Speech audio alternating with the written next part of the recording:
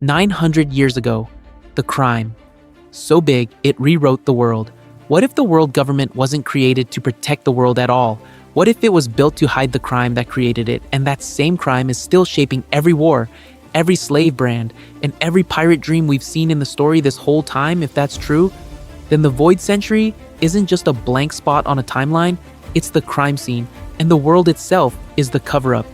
Because 900 years ago, during that 100-year gap we're not allowed to know about, it seems to be that someone didn't just win a war, they erased an entire civilization, a kingdom so advanced and so dangerous to the people who beat it that even remembering its name is basically a death sentence in the current era. We're told the 20 kings allied became the founders of the world government, moved their families up to marriage-wise, and called themselves gods. But what kind of enemy do you have to destroy for your descendants to literally live in the sky on top of a red wall and call the rest of humanity slaves? And then you look at Emu sitting on the supposedly empty throne, the symbol that no one rules the world, and you realize that lie is baked into the foundation of everything. To be completely honest, this almost has to be connected to that erased kingdom, because why else would the one person who secretly rules above the Gorsei sit on a throne that's meant to prove no one like that exists? That's not just hypocrisy, that's stagecraft, that's a ritual to keep a genocide forgotten. A lot of theories point to that ancient kingdom as Joy Boy's home, as the origin of the Will of D, as the rival of the gods themselves, and when you line that up with what we've just seen in canon, it suddenly stops feeling like abstract lore. Lulusia doesn't just get blown up, it gets cleanly removed from the map, the sky goes dark, the sea boils, and then it's like the island never existed. That's not a random flex, that's a proof of concept for something much older. The Great Cleansing that Emu talks about sounds less like a new idea and more like a sequel. Vegapunk literally tells us the world is starting to sink and that it's tied to an ancient sin, which kind of hints that the Void Century crime wasn't just killing people, it was breaking the planet. I think Lulusia is our modern replay of that original disaster, powered by Mother Flame instead of whatever tech the ancient kingdom had, meaning the same playbook is being used again, just with better special effects. And in that context, the ancient weapons and the Will of D stop being random cool mysteries and start looking like the last surviving pieces of a system that was either built to reset the world on purpose or to stop that reset from ever happening again. Poseidon plus Noah as a global arc, Pluton and Uranus as tools to move people and reshape the environment, the D-Clan as walking time bombs of inherited memory. We should probably ask, are they the failsafes of the original kingdom or the countermeasures against it? This video is going to blind review every scrap of canon we have on that era, from the poneglyph redactions to weird visual patterns like Enies Lobby's bottomless hole and Zunesh's great crime, and rebuild a full narrative of what that genocide actually looked like. We're going to go darker and way more specific than the last theory video, and by the end, if we're right, the empty throne, the sinking world, and even the sun itself are not going to look the same. So, to start piecing this together, we need to go back to the original war between the 20 kings and the kingdom they tried to delete. It's Streichats. Why this one secret decides how One Piece ends, because if we don't understand that original war, we're basically theory crafting the ending of One Piece with the most important page torn out. What did the ancient kingdom actually stand for? What did the 20 kings actually do to beat it? And what kind of world did that choice lock us into for the next 800 years? Without that, do we even know what the One Piece treasure is supposed to represent? Is it a weapon, a record, a choice, a reset button? Without it, do we even know what freedom means in this story? Because freedom under a sky that's about to fall is a very different thing than freedom in a stable world. I think this almost has to be the core secret Oda's been hiding, the one that decides whether the final act is a celebration or a horror movie. So then we should probably ask, if that war never happened, does anything we recognize in this world actually exist? Do we still have celestial dragons floating above everyone like corrupted gods? Or did the slave system only become possible once 20 families carved up the planet and literally moved into the sky? Without that conflict, is the red line even a continuous, unbroken wall? Or did whatever weaponry they used physically reshape the seas into the four blues and the Grand Line maze we know now? This is where the counterfactuals get really wild, because Vegapunk is basically telling us the bill from that era is finally coming due. His broadcast about the sea level rising, the global panic, the idea that the world might literally be sinking. All of that seems to be the echo of something those kings did with ancient kingdom tech. Lulusia being erased, the sky hole, the 1-meter sea rise, that's not a random flex, that's a reenactment, which kind of hints that the Void Century isn't just backstory, it's the script. If Imu and the Gorosei are actively recreating an ancient Great Cleansing, then Luffy's journey stops being a simple beat the bad guys and party story. It becomes, are we watching the second attempt at a controlled apocalypse, or the first successful interruption of that cycle? Is Luffy the liberator Joy Boy couldn't be, or is he unknowingly triggering the same reset with different winners? To be completely honest, that question might be bigger than who becomes Pirate King. Because if the One Piece is tied to that original crime, then whoever reaches Laugh Tale first decides if the world gets saved, rebooted, or completely drowned. A lot of theories point to the Will of D being the last scar from that kingdom, meaning every D carrier we've met is part of a centuries-long counterplot against the founding lie. And this is where you and I basically become co-conspirators.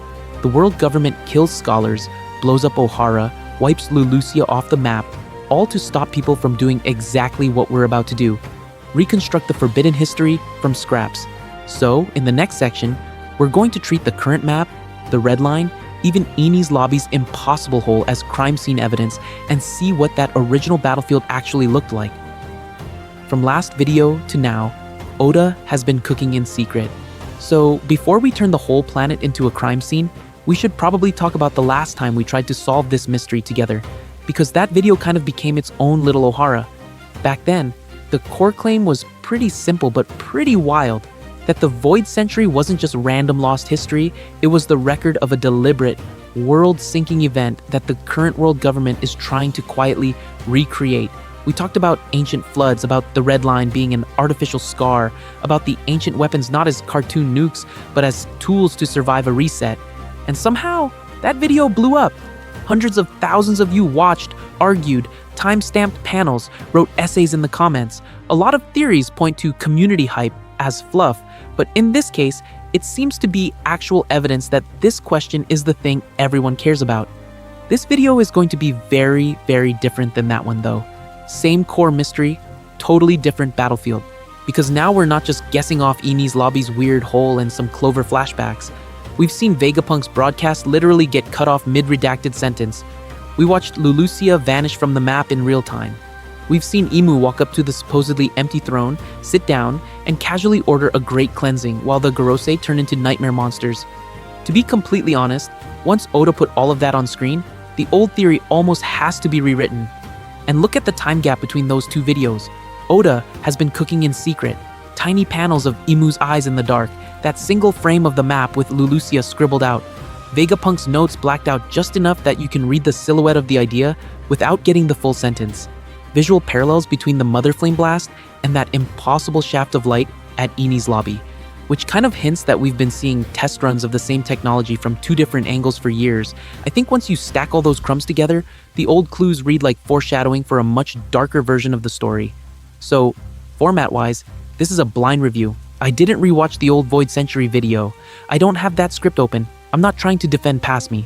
We're going in with fresh eyes on the new canon and just letting the text drag us wherever it wants, even if that means the world government's original sin is way worse than we were comfortable saying last time. And genuinely, thank you for pushing that first theory as far as you did. The likes, the debates, the people pulling out obscure SBS quotes, that all shaped how I'm looking at this now. I want you to do the same thing here, but harder. If you think this new version breaks, say where. If you see a panel that completely destroys a point, drop it. Disagreement is the fun part. It's literally how we pressure test this stuff, because if Oda is really rebuilding a 900-year-old genocide in front of us, we're going to need every pair of eyes when we start lining up the geography, the red line, and that sun over Enies Lobby in the next part. The one detail. Everyone misread about Lulusia's erasure. So if the world government is trying to replay a 900-year-old genocide, we should probably zoom in on the first move they actually showed us on screen, Lulusia. Because that chapter isn't just a random flex, it's basically Oda handing us the tutorial level for the real weapon. We open on that map in Marie-Joise, right? The one where the Lulusia kingdom name literally gets inked out in real time as the news of rebellion comes in. Imu doesn't give a speech, doesn't argue policy, They just quietly take that giant feather pen and mark the island with a cross. That's the death sentence. Then, we cut to Lulusia itself, the sky darkening with those weird, almost cloud but not cloud formations, lightning everywhere, people looking up like it's just a storm. And then, no impact panel, just a blinding vertical pillar of light from the heavens and cut. What we actually see next is way scarier. The aftermath is this perfect circular void where the island used to be, like someone took a cookie cutter to the ocean. The shockwave rips outward, the Marines feel it from miles away, and we're told Lulusia was never there on the official record. This almost has to be beyond a buster call, because buster calls leave wreckage, they leave burning harbors and traumatized survivors. Here, the island, the seabed, the whole column of reality is just gone. A lot of theories point to this being Uranus, right? The sky ancient weapon finally firing. And I think that's fair as a first pass because it seems to be a beam from above, tied to Emu, tied to some kind of weather manipulation. But Vegapunk's broadcast adds a detail that quietly breaks the simple, it's just Uranus answer. He tells us the sea level is rising, that the world's water balance is changing, and that this isn't a natural process, meaning every time this thing fires, the ocean itself is being rearranged. So then we should probably ask, why does erasing one island raise the sea level globally? Where did that missing mass go? The circular void at Lulusia matches the kind of impossible hole we saw at Enies lobby, and to be completely honest, Oda draws both in a way that feels intentionally censored. We never see the exact moment the beam hits. We never see the mechanism, just the before and the after and a big blank in the middle, which kind of hints that the hole is the point. Oda even does this meta-visual rhyme. Lulusia's sea crater, Enies lobby's bottomless pit, the missing chunk of God Valley on the map. Repeating circles, repeating absences, like the world has been punched through the same way multiple times. So, what if the Lulusia blast isn't Uranus itself, but just the visible side effect of something much older and much more terrifying being reactivated beneath it? What if Uranus is just the trigger on a planet-scale drainage system, a leftover void century machine that moves land and water, and Imu has finally turned it back on? Because if that's true, then the test shot on Lulusia is really step one in reshaping the entire map. And the next, places we've seen those holes, might tell us exactly where the rest of the world is about to disappear. Mother Flame, the spark that woke a sleeping catastrophe. So, if Lulusia was the first visible bite taken out of the map, we should probably ask what actually took that bite, right? Because the hole itself looks like Uranus work, but the thing that made it possible, the thing Vegapunk is terrified of, is this tiny, glowing cheat code he calls the Mother Flame. Let's recap what we actually know in story. Vegapunk develops a new experimental energy source, supposedly his dream of infinite, clean power. The world government funds it, then a small sample goes missing, stolen by Sabo's group without even realizing what they grabbed. Shortly after, Lulusia gets erased from the map. Imu is shown with that weird ink blot power, and we see a ring of light in the sky that almost has to be Uranus firing, which kind of hints that Mother Flame was the fuel or the trigger for that shot. But here's the important reframing. Vegapunk never describes Mother Flame as a gun. He talks about it like a battery, like an ignition key. It seems to be something that amplifies or wakes up a power that's already built into the world, meaning Uranus isn't just some floating death satellite, it's plugged into a much bigger, older system that's been dormant since the Void Century. The Mother Flame is just what lets Imu turn the key and start the engine again. And that's where Vegapunk's doomsday message suddenly makes way more sense. He warns that sea levels are about to rise abnormally, that the world is going to sink, and Oda already slipped in that 1-meter global rise right after Lulusia disappeared. So what if every time they use Mother Flame to fire Uranus, they're not just deleting islands, they're throwing this ancient planetary machine further out of balance? I think Lulusia was the first modern use, but a lot of theories point to earlier tests being buried in history, which would mean the flood Vegapunk predicts has been creeping up for a while. This almost has to go back to the original kingdom. We always picture them as the cool sci-fi civilization with robots and laser beams, but what if their real flex was geoengineering, a literal planet-scale water and land management system wrapped around the globe? During the Great War, the 20 kings couldn't destroy that system, so they hijacked it. They took the control keys, they erased the manuals, and they turned what was supposed to be a safety net into a hostage situation for the entire ocean. So now we have to ask the scary question. When Vegapunk recreates the Mother Flame, is he unknowingly rebuilding the original key that Joy Boy's side used to stabilize the world? Or is the version Imu is using a corrupted copy that's slowly pushing that same system into an unstoppable doomsday cycle? And if the next shot doesn't just sink another kingdom, but flips on the whole machine the way it was meant to run, who actually benefits from that, and who gets washed away? Rereading Vegapunk's broadcast, What He Didn't Say Out Loud. So, if Mother Flame might be the key that flips the whole system back on, we should probably go back to the one guy who actually spelled out the stakes for us, Vegapunk, during that global broadcast. Remember what he actually said, and just as important, what he very carefully didn't. He tells the entire world that sea levels will continue to rise, that an incident is coming that will engulf the world, and he doesn't frame it like a theory or a maybe. He speaks in this calm, exhausted tone of inevitability, like a scientist reading off a doomsday timer he's already triple-checked. He doesn't say, if this keeps up, he says, this is what will happen. No room for debate, no climate panel, just the world is going to sink. But then, look at the negative space around those words. No mention of ancient weapons. No mention of Imu. He doesn't even say world government when he talks about the people who will try to silence his research. For a guy who casually name-drops things like the Will of D and the Void Century being a taboo, that silence is deafening, which kind of hints that he's bumping up against something he literally cannot say on air. I think this almost has to be one of two things. Either he's censoring himself because he knows the broadcast can be cut at any moment and he wants the core message to slip through, or there is some deeper failsafe, some don't say these words condition tied to the very system he's exposing. He gives us the outcome, but not the mechanism, because that's the part that would get erased. And when he describes the world sinking, it doesn't sound like random climate chaos. It sounds like a controlled process. We've already seen Lulusia vanish in an instant, then Vegapunk later tells us the sea rose by a measurable amount after a similar event. That's not a storm, that's displacement. That's somebody moving water from point A to point B, like pulling the plug in one ocean and letting it flood into another layer of the planet. So, then the question becomes, what kind of system can do that on a global scale? A lot of theories point to Uranus or even some unknown fourth weapon, but if we line it up with Vegapunk's wording, it seems to be bigger than a single cannon shot. It sounds like a machine wrapped around the entire world, a hidden mechanism that Mother Flame can reawaken, returning the seas to an earlier default setting. To be completely honest, Vegapunk talks like someone who has already solved the Void Century equation and just can't show his work. He's basically telling us the world as you know it is the edited version. If it's being reset, then what was the original configuration that the 20 kings were so desperate to bury that they turned 100 years of history into a capital crime? And if that lost layout of the world is coming back, what exactly are we resetting to? A paradise the ancient kingdom built, or a battlefield they died on?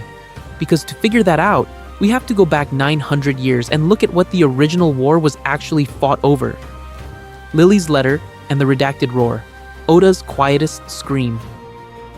And to answer what that original war was really about, we have to listen to one of the only people who actually lived close enough to it to write a message through time, Nefertari Lily. Because buried under all the giant robots and sky lasers, we kind of forget that we literally have a handwritten Void Century receipt sitting in Cobra's hands. Lily's letter to her descendants is insane when you think about what survived and what didn't. The world government wiped entire islands, banned archaeology as a concept, turned the word history into a death sentence.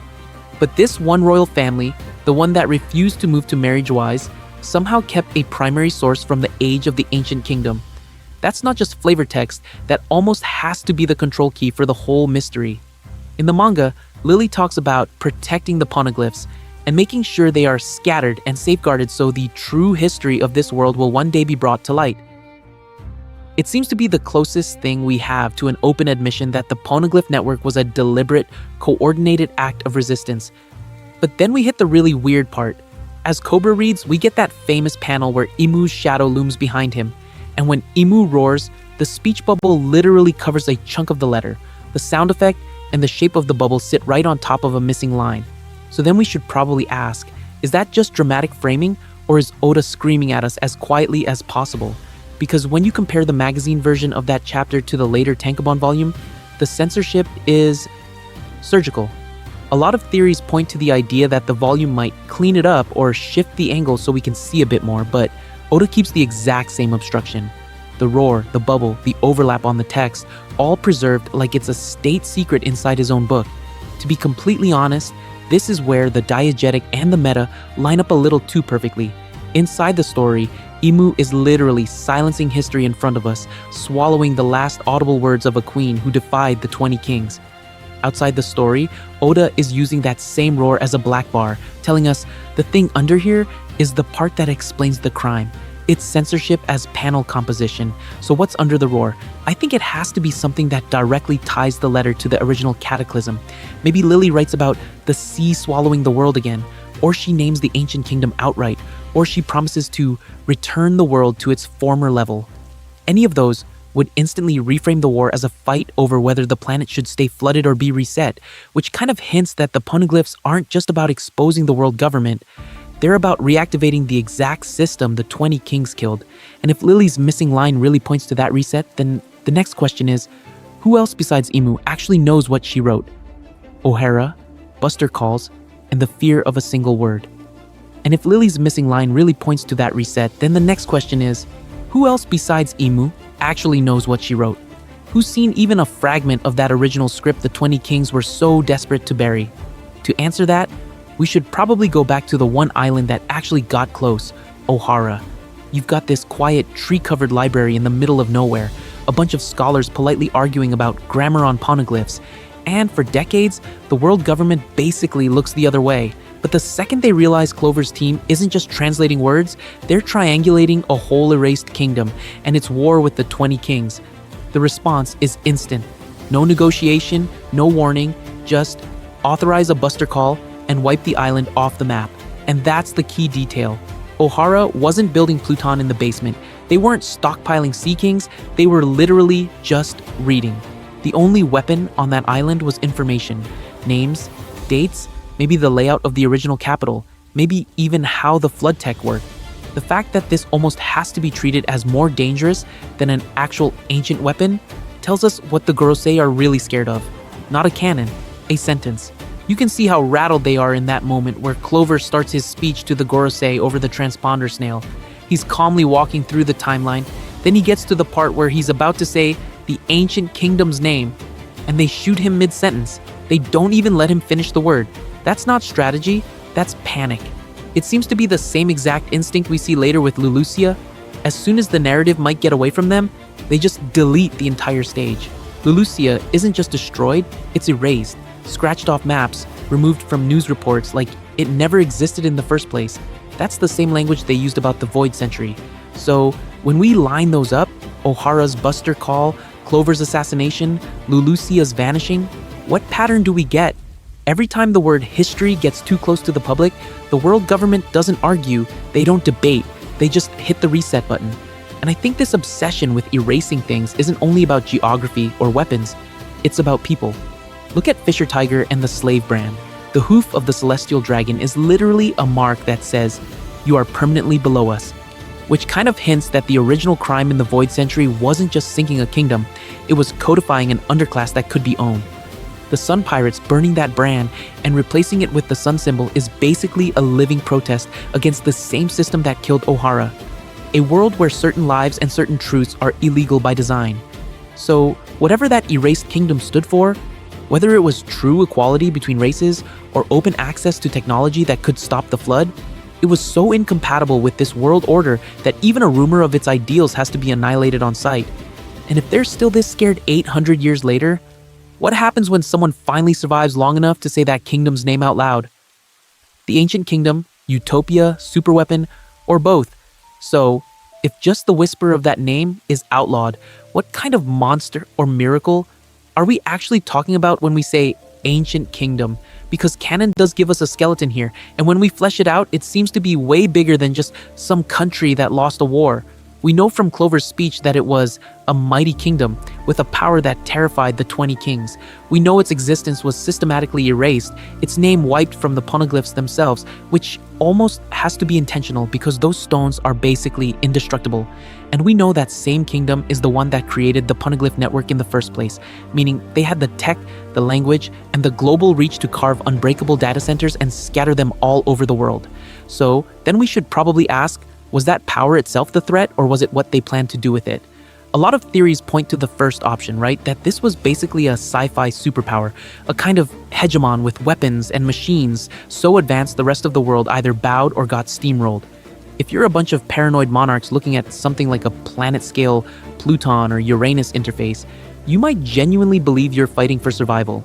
But the flip side, which I think is just as supported by the story, is that this kingdom was closer to a utopia built on actual freedom. We're talking equality between races, open seas, maybe even shared access to technology that could stop the world from sinking. The way the world government reacts to freedom as a concept, the way they fear pirates, scholars, and even kids like Luffy or Robin, which kind of hints that the real danger wasn't just lasers and sky beams, it was an ideology they couldn't control. And here's where those two pictures collide. What if both are true? Imagine a utopian society that built literal planet-scale systems, sea level regulators tied into the poles, climate engines in the upper atmosphere, global transport tunnels that look a lot like what we suspect Pluton can do, and then specialized interfaces for those systems that later get remembered as the ancient weapons. That sort of tech is neutral on paper. Use it one way and you can lift entire populations out of a flood. Use it another way and you can commit genocide from orbit. This is where the will of D slides in like a scar across the whole planet. To be completely honest, it doesn't feel like a random middle initial anymore. It feels like a remnant of that kingdom's core program, either a lineage or an embedded ideology that refuses to die. It keeps resurfacing in pirates like Luffy and Roger, in revolutionaries like Dragon, and even in nobles like Law's family, all these people who instinctively oppose the current order without ever getting the full manual. So, if the ancient kingdom really built a global machine, what was its intended mode, arc, or executioner? And what did the 20 kings have to rip out, overwrite, or corrupt to twist that system into the weaponized flood we're watching Imu quietly reboot right now? Enies Lobby's bottomless pit, the first visible wound. So, if the world itself is this giant machine that got hijacked, we should probably ask something really basic that almost nobody talks about. Where do we actually see the first visible wound? Not the fresh one at Lulusia, but the one that's been sitting in front of us since Water 7. Enies Lobby is one of the strangest pieces of geography in the entire series, and Oda just drops it on us like it's normal. You've got this island that isn't really an island, perched on the lip of a colossal waterfall in the middle of the ocean, with seawater endlessly pouring down into a perfectly circular hole that never fills. No coastline, no gradual slope, just a clean edge, and then nothing, like someone took a cookie cutter to the planet and forgot to put the cookie back. Visually, that's already insane, but after Lulusia, it stops being just fantasy geography and starts looking like a smoking gun. Lulusia is erased, and what's left is another perfect circle where land used to be, a gap in the sea that actually changes global sea level. One is a crater in the middle of the daylit Grand Line, the other is a crater born in a storm of black clouds and heavenly lasers, but they read like before and after shots of the same basic process. The key difference is in how Oda frames them. Enies Lobby is almost casual. It's always sunny, the sky is clear, the hole is right there under the judicial island, and people commute over it like it's just a weird tourist attraction with a Buster Call on the side. Lulusia's destruction, by contrast, is apocalyptic. The sky darkens, lightning and beams rain down. The Gorosei whisper about erasure like it's a sacred ritual. To be completely honest, this almost has to be intentional staging. One void is normalized and stable, the other is fresh, raw, still metaphorically smoking. So I think Enies Lobby's pit is not the result of the modern Mother Flame tests at all. It seems to be the long-cooled scar of a Void Century event. Maybe even the first time the original system got violently misused. Imagine an anti-Pluton shot fired at the ancient kingdom's capital, punching a hole straight through the crust, dropping an entire city into the abyss, and then, centuries later, the victors built their courthouse right on top of it so justice literally sits over the crime they can't let anyone name. And if that's true, what does it say about the rest of the map? If one scar is hiding under a judicial island and another just opened where Lulusia used to be, how many more circular absences are we missing because they've been landscaped, mythologized, or written off as natural phenomena? A lot of theories point to other weird locations like Mary Joy's or even the Calm Belt being shaped by the same underlying mechanism, which kind of hints that the planet is dotted with these wounds, some ancient and quietly integrated into the world order, others brand new and catastrophic, all feeding back into that single hijacked machine. And if the world government is literally building its institutions over these holes, then the next question has to be who or what is actually sitting at the center of that system, pushing the button on the next wound. Skypiea, Jaya, and the missing chunk of the world. If the world is covered in these wounds, then we should probably ask, where did the first one we ever saw actually come from, right? Before Enies lobby, before Lulusia, Oda already showed us a prototype of this exact phenomenon in one of the most filler-feeling arcs people used to skip, Skypiea. On Jaya, we get that legendary map reveal where Cricket slaps the old chart over the current one and you see it instantly, that perfect circular bite taken out of the island. Then, we cut to the sky and realize Skypiea's upper yard is literally that missing chunk ripped out and launched upward by the knock-up stream. It's not just a funny coincidence or a cool adventure hook, it's a one-to-one visual of land being surgically removed from the planet, leaving a void below and a displaced mass above. Now, put that image next to Enies lobby's bottomless hole and the empty ring of seawater around it, and then next to the Lulusia crater that swallows the sky itself. What do we get? The same recurring silhouette, circular absence, missing territory, and this eerie sense that the world's geography is not stable at all. It's being rearranged like puzzle pieces by something with way too much power. This almost has to be intentional patterning, because Oda keeps drawing that circle over and over, and Skypiea isn't just random jungle that got lucky. Upper Yard is packed with ancient ruins, those giant stone constructions, the Shandora City of Gold, and crucially, a poneglyph that directly ties into the Void Century and Poseidon. So, the first time we ever see a bite taken out of the world, it's attached to Void Century text, lost civilization architecture, and an ancient weapon clue. I think that's Oda quietly telling us that Sky Islands themselves might be side effects or even deliberate outputs of that same global system that once sank continents and raised others. What's really interesting is the timing. The knock-up stream event that sent Jaya flying is said to be a few hundred years ago, not necessarily 900, meaning the mechanism, or at least its echo, has fired multiple times across history. Enies lobby's hole predates the current government too. Lulusia is the modern test, so we're looking at a repeating function, not a one-and-done cataclysm. So then we have to ask, how much of what we call natural in One Piece is actually natural?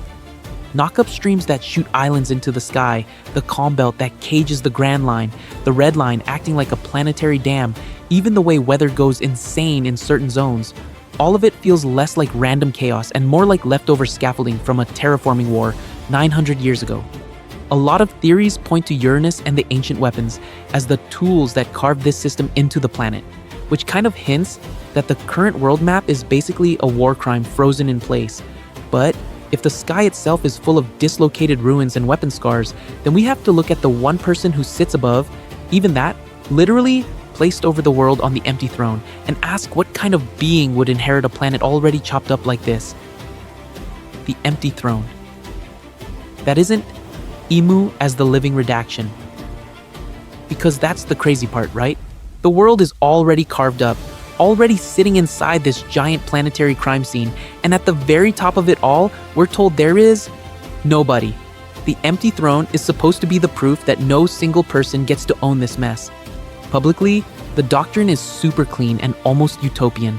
20 kings defeated some mysterious enemy, they formed the world government, and to make sure no tyrant ever rose again, they built a throne that would stay empty forever, meaning power is shared. The celestial dragons are just stewards, and the Gorosei are basically glorified moderators. It's a really convenient story, because it lets everyone pretend that the system is the ruler, not anyone human. But then, Oda just cuts the lights and shows us Imu sitting on that throne like it was always theirs, with the Gorosei literally kneeling. So what does that do to the founding myth? It doesn't just bend it, it snaps it in half. If the one symbol that guarantees no king of the world is secretly occupied, then the whole idea of equal power between the 20 families was probably a lie from day one, or at least something that got quietly overwritten. This is where the redaction theme really locks in. We see Lily's letter with a key line obscured. We see history itself blacked out as the Void Century, and then we realize the throne is empty only in the official narrative. On paper, nobody rules. In reality, somebody has been physically sitting there, stamping out kingdoms, crossing names off maps. The empty throne is a living censorship bar, and Emu is the person-shaped blackout marker that walks around making sure the page stays unreadable. So then we should probably ask, what kind of being can sit there for that long? The two big options I think actually make the story scarier either way. Option 1 is that Emu is literally an immortal from the Void Century, one of the original victors who never stepped down. Option 2 is that Emu is a title, a mask that gets passed down so the throne always appears to have the same godlike presence, which kind of hints that the real goal is continuity of fear, not continuity of blood. And to be completely honest, both versions line up with what we see in the present. This almost has to be the person who can say, "Erase Lulusia," and the sky weapon just fires. Emu isn't just a character, they're the human interface for a world-scale machine. The one user with admin access to launch the Great Cleansing, redirect Mother Flame charges, and decide which islands get to exist next year. If that's true, then the real horror isn't just that someone sits on the empty throne, it's that the throne itself might be a control seat, a cockpit built on top of an ancient reset mechanism, and Emu is just the latest pilot. So who built that cockpit in the first place, and what were they planning to reset the world into? How old is this monster? Dating Emu and the system, so if the throne is a cockpit, the next question is terrifyingly simple. How long has somebody been sitting in that seat, and how old is the machine underneath it supposed to be? Because if this thing is a relic from the original world reset, then we're not just fighting the current world government, we're fighting an 800-year-old operating system that never got turned off. To get a handle on that, we should probably zoom in on the boring stuff first. Service time, institutional memory, the people who just keep working forever. Look at Oimo and Kashi, the giant guards from Enies lobby. These guys casually mention they've been serving the world government for 50 years, and the system around them barely changed. Same uniforms, same gates, same giant hole in the ocean. If two random giants can get locked into one role for half a century, what does that say about roles that are actually central to the balance of the world? Now scale that up. Mary Joyce, the Holy Land on top of the Red Line, looks basically identical in every flashback we've seen. From God Valley, to Fisher Tiger's raid, to Doflamingo's childhood, the Celestial Dragon's bubble helmets, slave culture, and we are God's mindset are all the same. That means the current social structure of the world nobles has been stable for at least a couple hundred years, probably more, which kind of hints that the real foundations go all the way back to the aftermath of the Void Century itself. The Red Line modifications are the same story. You've got the Holy Land carved into the rock, the giant gates of justice aligned with Enies lobby and Impel Down, the calm belts and Grand Line currents all interacting with this one giant wall. None of that is a recent project. It seems to be an ancient piece of planet-scale civil engineering that later generations just inherited and pretended they built. So where does Emu fit into that timeline? If Emu is literally the same person who sat above the 20 kings after the ancient kingdom fell, we're talking about someone who's been in power for 800 to 900 years. That almost has to be some kind of immortality, like the Opiopi no Mi's ageless surgery, or a body-swapping system. A lot of theories point to Emu being the recipient of that eternal youth operation that Law's Fruit is famous for, which would actually line up with how casually they order an entire kingdom erased. Like they've done this before. But even if Emu is a title and not a single immortal, the office itself is at least that old. The empty throne ceremony, the room, the crown, the authority to override the Gorosei, all of that had to be designed when the world government was founded, meaning the button that erased Lulusia is, at minimum, older than the current generation of celestial dragons and probably older than the world government's public flag. To be completely honest, that's the really scary part. Whether or not Emu's body has been around since Joy Boy, the throne and the weapon it controls are almost certainly artifacts of the Void Century, not toys that the modern regime whipped up in a lab. So then we have to ask, what kind of war were they built for in the first place, and what were they originally supposed to wipe off the map? The Red Line and Calm Belt, man-made walls of a broken planet. So if the throne and the weapon were built for a very specific kind of war, we should probably zoom out and ask what kind of battlefield they were meant to control, because the craziest part is that the battlefield might be the planet itself. One Piece has some of the weirdest geography in any series, but we kind of accept it as fantasy world, I guess. What if that's exactly what the world government wants us to do? Think about how the map actually works. You've got the red line, this single continuous supercontinent that just slices the globe vertically.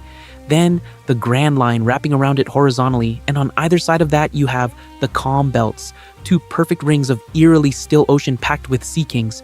No currents, no wind, no casual sailing, just instant death. Unless you're a marine battleship with sea stone or a crazy pirate. Does that really feel like a natural climate pattern, or does it feel like a level design choice? Because structurally, this almost has to be the dream map for a control freak god king. Travel is forced into narrow lanes, trade is concentrated along predictable routes, and every path eventually points toward Mary Joyce, sitting right on top of the red line. Marines can blockade choke points, celestial dragons can sit in the literal center of the world, and piracy itself becomes a byproduct of that artificial scarcity. I think Oda is screaming, "This world is rigged, just with tectonic plates instead of neon signs." Now, how long has it been like this? We see poneglyphs scattered across the seas, from Alabasta to Skypiea to Fishman Island, all describing events and promises that go back at least 800 and 900 years. Those civilizations clearly already lived in a world where the Red Line and Grand Line system existed, because their histories and roots assume those barriers. The ancient weapons are hidden in places defined by that layout too. That kind of hints the current configuration was already locked in by the end of the Void Century, not something that slowly formed over millions of years. So then we get to the really wild part. If the ancient kingdom had planetary scale technology, which a lot of theories point to with things like the endless sun at Enies lobby, or the weather machines implied by Uranus, what if they were the ones who first reshaped the seas? Maybe it started as energy channels, climate control, even high-speed transportation lines along stable currents. Then, the 20 Kings win, seize the system, and freeze it in its most convenient prison setting. Walls up, currents broken, sky weapon keyed to the throne. To be completely honest, that makes the rising sea level way scarier. Vegapunk tells us the water is climbing. Lulusia's erasure just accelerated it, and the old Noah prophecy at Fishman Island is literally about a sinking world. If this is the locked state, what does an unlocked planet look like? Do the red line and calm belts crumble? Do the seas reconnect? Does the original flow of the world turn back on? And if that's already starting, who or what is actually turning the key? Ancient weapons. The theory, everyone repeats, and what it misses. So if someone is turning the key on the world itself, the next thing we should probably ask is that someone just an ancient weapon? Because a lot of theories point to the Lulusia incident as the big flashy reveal of Uranus at last, right? The idea is super clean. Imu sits in the dark room, stabs the map, a beam drops from the heavens, and one kingdom is just gone. The popular version goes like this. Poseidon is the sea weapon, Pluton is the land weapon, and Uranus is the sky weapon, meaning Lulusia was the first time we actually saw the sky on fire. People like Ivanov and a bunch of other theorists have been pushing this elemental trio for years, tying it to the way the story keeps separating sea, land, and sky as different frontiers of the world. Fishman Island and the Sea Kings below, Wano and the buried Pluton on land, then Elbaf or Mary Joyce as the sky domain where Uranus supposedly sleeps. And if we only look at Lulusia, it seems to be a really solid fit. We have that perfectly vertical blast from above, we cut to this godlike overhead perspective, and the clouds literally form a ring around the target like some kind of magnifying glass in the sky. Then, we hard cut back to Imu and the Gorosei in the Room of Flowers, staring at the map with Lulusia crossed out. Weapon fired, button pressed, target deleted. This almost has to be Uranus if you're just reading it as Chekhov's super laser finally going off. People then extend the same logic back in time and go, okay, if that's Uranus, then what about Enies lobby? That island is sitting on the edge of a bottomless hole in the ocean with a permanent, unnatural sun overhead. The fan pitch is that Enies lobby is basically a fossilized impact crater from an ancient Uranus strike, which the world government later turned into a judicial island so they could literally build their courts on top of a war crime. It's dark, but it's very Oda, and I think that's why it caught on so hard. You even see folks argue that the sun over Enies lobby is the dormant core of Uranus, or at least some leftover energy node from when it fired. So we get this tidy parallel. Old crater at Enies lobby, new crater at Lulusia, same weapon, same God's Eye angle, same world government fingerprints. Wrap it up with the elemental trio and the Imu map scene, and you get a framework that feels almost too elegant. But to be completely honest, that elegance is exactly what makes me suspicious. What if this is backwards? What if we're not watching some separate sky cannon act on the world, but the world's own built-in system being hijacked as a weapon? If Enies lobby and Lulusia are both keys being turned, not bullets being fired, then who actually designed the lock and what were they trying to protect when they made it in the first place? Why Uranus as a simple super laser doesn't add up. So, if this is the lock being turned, not a bullet being fired, then Uranus as just a big sky laser already starts to feel way too small, right? Because think about what we actually see on Lulusia. It's not one island deleted, end of story. Vegapunk straight up tells us the sea level rose by a full meter worldwide. That's insane. That's not a sniper shot, that's someone tugging on the planet's plumbing. If Uranus is just a giant cannon in the clouds, why does pulling the trigger change the baseline of the entire ocean? Why does Vegapunk call it an incident that affected the whole world, not a tragedy that only hit one unlucky kingdom? And why does the hole at Lulusia look like Enies lobby's abyss, which seems to be permanent, like part of the global infrastructure now?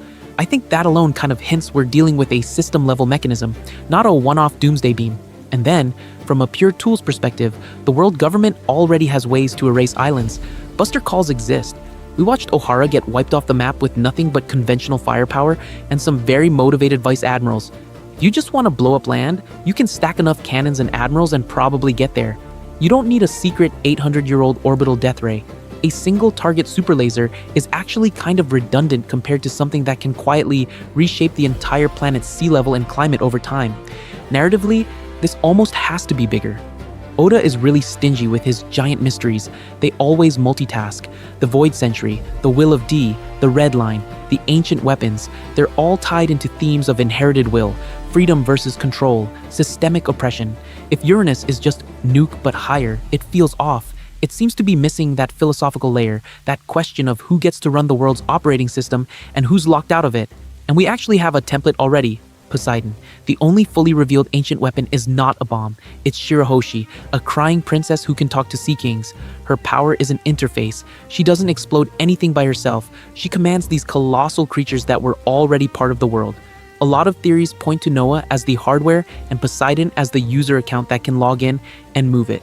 So, if that's how one weapon works, we should probably ask whether the others follow the same pattern. Maybe Pluton isn't just a ship. It's the key to tunnels or undersea routes that already exist. Maybe Uranus is the admin password for a pre-existing global weather and sea control system, the thing that raises or drops the oceans when someone flips it on. And if that's true, then the real question isn't, where's the gun? It's, who built the system in the first place, and what were they planning to do with the whole world's ocean? Pluton, Poseidon, Uranus, keys to a locked world, not bombs. So if the question isn't, where's the gun, but who built the system, then we should probably go back to the first so-called weapon that Oda actually revealed in full, Poseidon. Because Shirahoshi is the moment the series quietly tells us this almost has to be more than just nukes with extra steps. Shirahoshi is not a living bomb. She never glows, she never charges up, she just cries and begs, and then the Sea Kings answer. Massive, continent-sized creatures that already exist in the ocean suddenly move like a coordinated army because one girl speaks. That's not a projectile, that's an interface. Poseidon is basically the admin account for all biological ocean infrastructure, which kind of hints that the ancient kingdom didn't build the sea monsters, they built a way to talk to them. Now compare that to Pluton as we hear about it in Alabasta and Water 7. On paper, it's the opposite. Not a person, but a ship. Not soft power, but an island buster warship. Yet when Iceberg and Tom talk about it, the real fear isn't one ship will blow up one island. It's what happens if those blueprints are copied, or if someone builds a counter. I think that line is doing a lot of work, because if Pluton is just raw firepower, why does the world government panic about a counter Pluton existing at all? So, here's the pivot. What if Pluton is the human-built amplification node of the same system Poseidon plugs into? Poseidon directs living ocean hardware. Pluton is the industrial port, the tunneler, the thing that can reshape coastlines, punch channels, maybe even open those absurd holes like Enies lobby if it's misused. And Uranus, which we still haven't seen directly, then fills the last gap. Atmospheric or orbital regulation, the piece that talks to the sky, the clouds, maybe even that fake sun above Enies lobby. Suddenly, the three ancient weapons start looking less like separate super nukes and more like specialized control panels for one planetary engine. Biological ocean control, human engineering amplification, weather and orbital management. A lot of theories point to them being doomsday buttons, but it seems to be the opposite. They're the knobs and sliders on a world-scale mixing board. And if that's true, then the Void Century Kingdom wasn't just some tech flex nation, it was running a distributed system. Different nodes embedded in people, ships, and structures that could collectively adjust sea level, climate, even the distribution of land. Poseidon plus Noah as a migration protocol. Pluton-class ships as mobile infrastructure. Uranus as the global thermostat. Pattern interrupt for a second. If you could do all that, what's the real war about? It stops being good guys versus bad guys and turns into a fight over who gets to set the sliders. The 20 kings in this model didn't smash the machine. They seized the login. They locked the configuration to favor one spot on the map, their holy land on top of the red line, and then they made any attempt to access or reprogram the system a literal capital crime. Research the Void Century, death, seek the ancient weapons, death, even just asking why the sea is the way it is becomes treason. And that brings us right to the people enforcing that lock and pretending the throne that controls it is empty. The Great Cleansing. Practice run for a global reset? So if the celestial dragons are the ones guarding the lock, what exactly are they so terrified of this system doing at full power? And why are they talking about a great cleansing? Like it's some scheduled maintenance on reality instead of a one-time genocide? This almost has to be where Lulusia stops being a random flex and starts looking like step one of a much bigger plan. When the Gorosei mention the Great Cleansing, they're not talking about a simple purge of a few problem kings. They frame it as this broad, almost ritual event, a reset for nations and populations that disturb the balance of the world.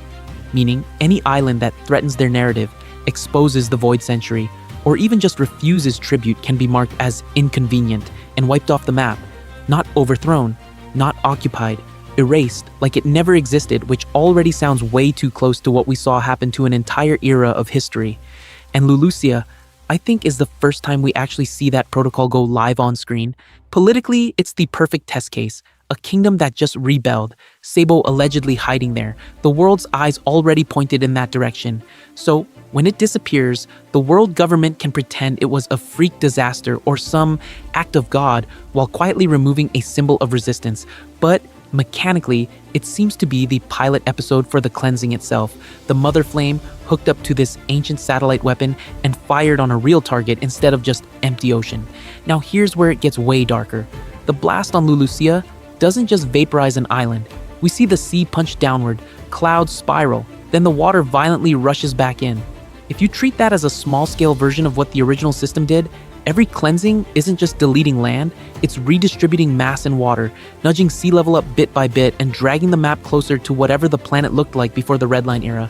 A lot of theories point to this being how you gradually recreate the ancient flood without announcing, "Hey guys, we're about to drown the world again," which lines up almost too well with Vegapunk's warning that the world will soon be engulfed.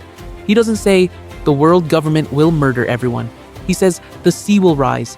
So the Great Cleansing is less about directly killing people and more about pulling the trigger on a flood that normal humans, normal islands, just cannot survive. The weapon is the reset. The water is the executioner. And that puts the world government in this insane paradox. They're clearly afraid of the system's full activation because that's the same kind of event that ended the Ancient Kingdom. But they're also dependent on using it in controlled bursts to keep their throne above the clouds intact, to keep Mary Jawas as the one place that never drowns. So then we should probably ask, what happens when someone else seizes that trigger, or worse, when the system stops listening to them at all? That's where Emu comes in. Frankie's blueprints, the clue, everyone filed under Coolside plot.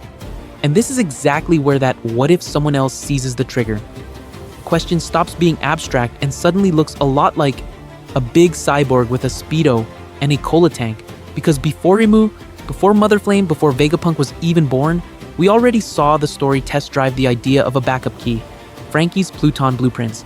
So we should probably rewind to Enies' lobby for a second. Tom, the legendary shipwright of Water 7, didn't just build Oro Jackson and call it a day. He was entrusted by the Ancient Kingdom's ideological heirs with the blueprints to Pluton, and he passes them down to Cutty Flam, specifically as a safeguard, not as some, hey, go build your own doomsday battleship when you're bored project. The government wants them because they're terrified of an ancient weapon. Tom holds them because the original architects were terrified of that weapon being misused. People talk about those plans like they're just IKEA instructions for another Pluton, an identical copy you could park next to the Wano one. But if you listen to how they're described, It seems to be more like a contingency, a countermeasure, a way to balance or even shut down an awakened ancient weapon if it ever fell into the wrong hands. Almost like the 20 kings took the original system and the resistance quietly kept the override manual. And then, emotionally, we get one of the wildest choices in the whole series that everyone kind of files under cool character moment and moves on. Frankie burns them. He decides, right there in front of Spandam and the Buster Call and Robin's trauma, that the age of ancient weapons has passed, that the Straw Hats are safer than any blueprint, and that trusting Luffy's future is better than trusting a dead engineer's dead plan. I think that hits way harder when you realize he might have just torched the only clean way to counter the world government's planetary engine. Because why would the Void Century architects even bake a counterweapon into the system, unless they fully anticipated that their own tools could be hijacked by tyrants? You don't make a kill switch for something you never expect to lose control of. That logic almost has to mean they foresaw exactly the scenario we're in now. A ruling class squatting on the empty throne, using a global machine for cleansing instead of rescue. So then the question becomes, were those ship blueprints really just about a big cannon boat? Or were they actually the design for a mobile override node, a man-made interface that could plug back into the same network Emu is abusing and wrest command away? A lot of theories point to Pluton being able to tunnel or travel under the sea, which kind of hints at it interacting directly with the planetary structure, not just blowing up islands for fun. And if that's true, then Frankie didn't just inherit a weapon, he inherited the schematic for a steering wheel. So, what happens to the cycle of floods and cleansings when that steering wheel goes missing? And when someone starts building a knockoff version from memory? Pluton as counterweapon, a ship built to hack the planet. So, if Pluton is a steering wheel, what kind of ship needs to plug into the planet just to turn? The moment you stop picturing it as a giant cannon and start picturing it as a moving admin console for the world itself, the whole island-destroying battleship thing reads completely differently. Because what does destroy an island actually mean in a world where Enies' lobby is a bottomless pit and Lulusia just fell through the map? It seems to be less nuke it from orbit and more tell the planet to remove this landmass from the current configuration. That's why I think Pluton isn't just a warship, it's a ship that can literally hack the sea level, the tectonics, the flow of water and energy that the ancient system is already using as its weapon. And this is where Water 7 suddenly becomes way scarier. Tom wasn't just the guy who built the Oro Jackson and some cool sea trains. The whole city is famous for this almost absurd concentration of shipwright talent, passed down for centuries, in a place that is constantly sinking and rebuilding. Why would that be the one island obsessed with learning how to build a very specific, very big, very weird type of ship? Because somebody had to preserve the Pluton template. We should probably look at Tom's crime again. He's sentenced not just for building Roger's ship, but for possessing the Pluton blueprints. The world government doesn't celebrate him as the only guy who could recreate their ultimate deterrent. They try to erase him. That almost has to be because the blueprints are a backdoor, not a bomb. If Pluton is a mobile override key for the ancient flood system, then anyone who builds it can walk up to the control panel the Gorosei are sitting on and just log them out. So, then what does Pluton actually do when it sails? Imagine a ship designed to park over places like Enies' Lobby's Hole, the Lulusia crater, or those weird wounds in the Calm Belt. Drop some kind of interface down into the core and rewrite the parameters. Do you want the water to pour in, pour out, freeze, boil, redirect somewhere else entirely? Pluton is the manual override that can cancel a cleansing, reroute a flood, or, if you're Joy Boy level reckless, break the whole dam on purpose. To be completely honest, this makes the world government's fear of the blueprints way more logical. They don't need another Pluton because they already control the main system through Emu and whatever sits under Mary Joyce. What they can't allow is a second steering wheel that could seize that system in the middle of a global reset. A lot of theories point to this being why the Void Century research is a capital crime. It's not about learning the story, it's about learning the commands. Pattern interrupt for a second. What if Pluton is already turned on? Somewhere, under Wano or beneath another forbidden zone, the original hull or its dock or its core node is probably still sitting there, dormant, waiting for someone who can read the poneglyphs to not just rebuild the ship, but reactivate the protocol. And when that person finally shows up, the fight won't just be about surviving the next cleansing, it'll be about who gets to rewrite the rules of the sea itself. Poseidon's real job, commanding the world's operating system.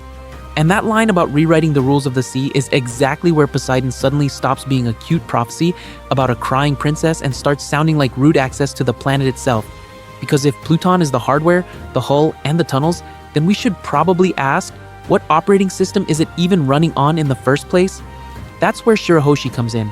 On paper, her power is simple. She can call sea kings from absurd distances, and they actually listen.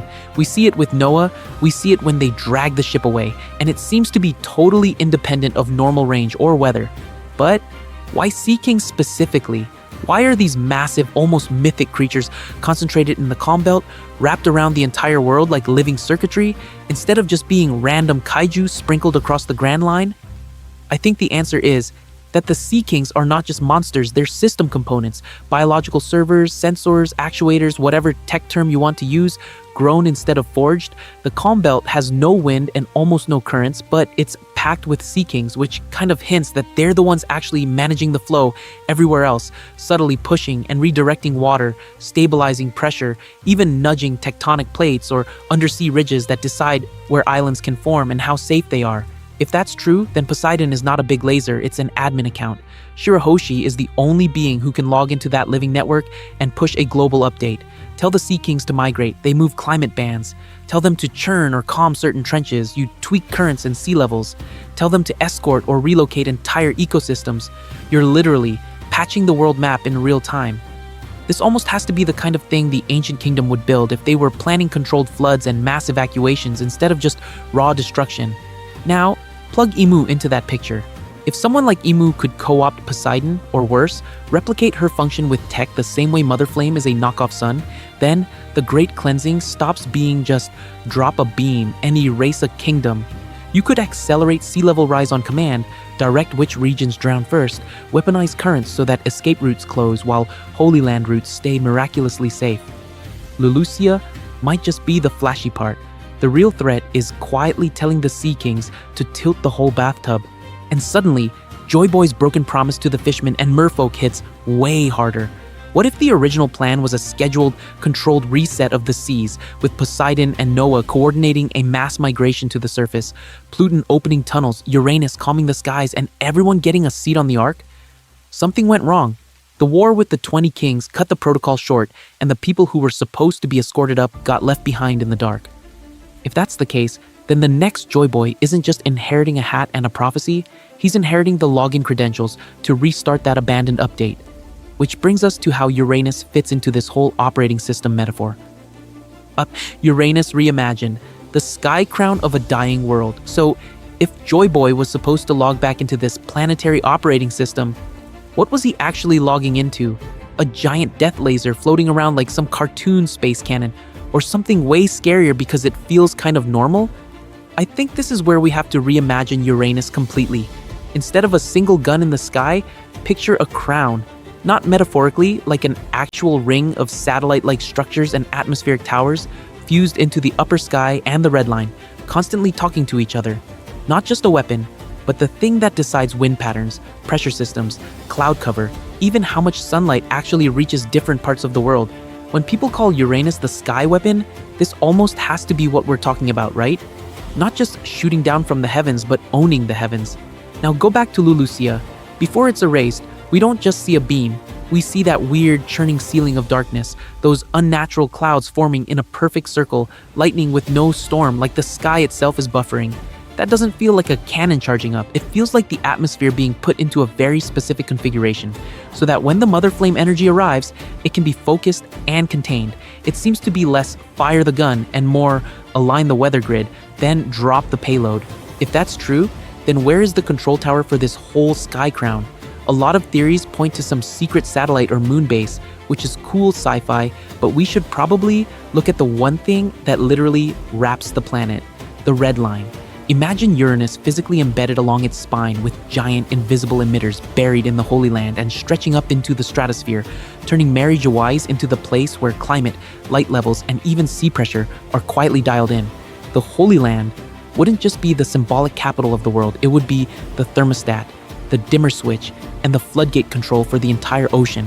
And sitting right at the top of that, on the supposedly empty throne, is Imu. To be completely honest, Once you frame Uranus as a global environment controller instead of a gun, Imu stops being just a shadowy monarch and starts looking like the system admin of the planet. Direct access to Uranus's interface would mean they can schedule cleansings like Lulusia, but also keep the larger system in this barely stable configuration where sea levels, calm belts, and the Grand Line's insane weather all serve one purpose: preserve the Red Line and the world government's seat. So then the real question for the final saga isn't just who blows up Uranus, it's what do you do with the Sky Crown once you steal it? Does Luffy, with Joy Boy's inherited login, use Uranus to actually save everyone from the next flood? Or does the new generation decide the only way to free the world is to shatter the crown and let the planet go wild again? And if they try to break it, what buried failsafe wakes up next? Joy Boy's promise, a planned flood that never finished, and that question about the failsafe is exactly where Joy Boy walks back onto the stage. Because if somebody tried to shatter the crown once already, what kind of plan did they think they were running 900 years ago? We know the basics. Joy Boy is this legendary figure of the Void Century. He makes a promise to Fishman Island. He leaves behind an apology poneglyph. He's tied to Poseidon, to Noah, to Laugh-Tale, and to the treasure called the One Piece. But what if all of that is literally about a planned flood that never finished?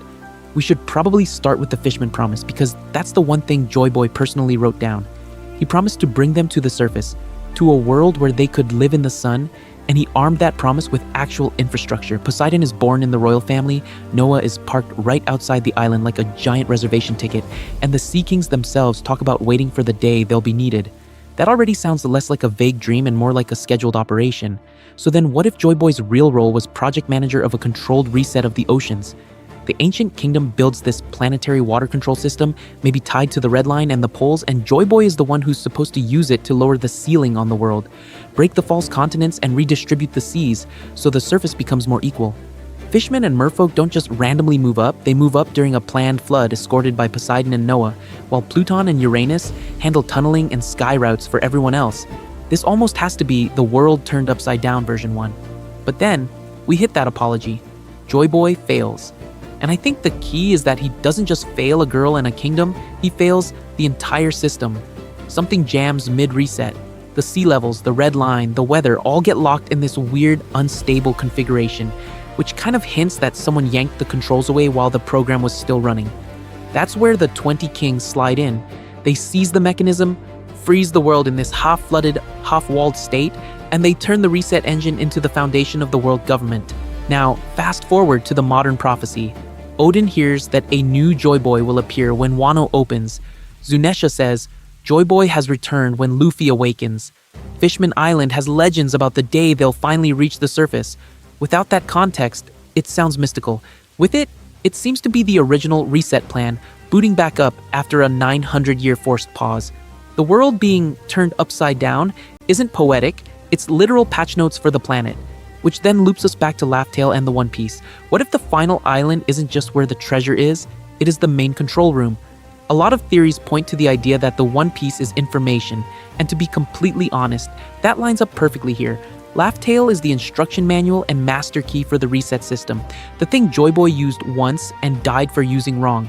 The new generation has to read the manual, unlock the system, and somehow finish the flood without repeating his fatal mistake, and without letting Imu steal the controls a second time. The will of D, the bug in the world government's code. And this is exactly where the so-called will of D crashes the system. If Laugh-Tale is the instruction manual, then the D initial is like the one line of forbidden code the world government forgot to delete, the thing that keeps trying to run the original program again, even while Imu is smashing the keyboard. Because when we actually look at who carries that D, it seems to be way more than a quirky middle initial. We've got pirates, revolutionaries, marines, even nobles, and they all do the same thing. They destabilize the world government just by existing. Luffy picks fights with celestial dragons by pure instinct. Roger sails straight to the truth, laughs, and kicks off the Great Pirate Era. Law literally dismantles a warlord system cog by cog. Garp is a marine hero who keeps saying no to promotion because he doesn't want to be chained to the celestial dragons. How many coincidences do we allow before we admit this almost has to be intentional design? So then we should probably ask, what is the D actually marking? A lot of theories point to the D clan being either descendants or ideological heirs of the ancient kingdom, meaning they carry some kind of genetic or cultural memory of that original plan to reset the world and free its peoples. They don't know the history, but they act like they do. Luffy doesn't need a textbook on the Void Century to punch a Tenryubito. Roger doesn't need Vegapunk's research to understand that the world is wrong and the answer is at the end of the sea. To be completely honest, it feels like the story keeps showing us D carriers who operate on this deep, preloaded script. They're drawn to the same pressure points in the system: Sabaody, Marineford, Mary Jawaz, the New World balance itself. Law targets Doflamingo because that guy is literally a linchpin between the throne and the underworld. Blackbeard hunts devil fruits and ancient secrets like he got the patch notes early. Dragon's son is Luffy, which kind of hints that even the Revolutionary Army's leader is tied into this older will, whether he admits it or not. And from the government's side, the way they react tells us everything. The Gorosei talk about the D like a hereditary disease. Imu orders entire islands erased the moment a D or a Void Century clue pops up. That's not how you treat a random letter. That's how you treat a bug in your code that keeps crashing the program. For 800 years, they've probably tried to exterminate it, but it keeps reappearing in new bloodlines, new eras, always at the worst possible time for them. Here's the pattern interrupt. What if the current era isn't the D's big coincidence? It's the system's final error log. We suddenly have Luffy, Blackbeard, Law, Dragon's Son, maybe even hidden D's we haven't met yet, all converging right as Mother Flame and the Great Cleansing ramp up. I think this is the world's operating system surfacing its own repair subroutines at the end of its life cycle, which sets up the real question we have to tackle next. If the Will of D is the reboot command, then what exactly is it trying to restore? And who's still left from the original user base? Fishmen, slaves, and the original sin of the Holy Land. And who's still left from the original user base? To answer that, we kind of have to go somewhere that literally lives under the current world, Fishman Island. Because if the Will of D is trying to restore an operating system, Fishman Island is like the most obvious bug report. This is a whole civilization that was pushed under the red line, forced into the shadows of the so-called Holy Land, and the story makes that feel very deliberate. Think about Fisher Tiger. This is a guy who, as a kid, was captured, dragged up to Mary Jawaz, branded with that hoof of the celestial dragon, and only escaped by literally throwing himself off the top of the world. Years later, he climbs back up, burns the slave brand off the backs of others, and then turns that scar into the Sun Pirate's symbol. That's not just rebellion, it's an attempt to overwrite the mark the world government put on his people. So, then we should probably ask, when did Fishman and Merfolk get forced down there in the first place? The story acts like it's ancient, baked into the world, but a lot of theories point to this starting right around the Void Century, when the 20 kings win and suddenly get to decide where everyone belongs. We know they moved themselves up to Mary Jawaz, crowned it the Holy Land, and built this whole fake narrative of gods above, commoners below, which kind of hints they also codified who was allowed to live on the surface at all. Races that scared them or didn't fit the image, those get pushed under the red line, literally beneath their feet. I think the original crime isn't just that they wiped out one kingdom, it's that they restacked the entire planet like a totem pole. Humans and celestial dragons on top of the red line, then the blues and the grand line, then fishmen and sea kings at the very bottom, trapped under a stone ceiling. The geography becomes a caste system. Your altitude is your value. And when we remember Joy Boy's apology to the fishmen and the promise tied to Noah, it seems to be directly about that vertical prison. He promised them the surface, promised that one day they wouldn't have to live under anyone anymore. And then he failed, which almost has to be connected to the flood reset we're heading toward now.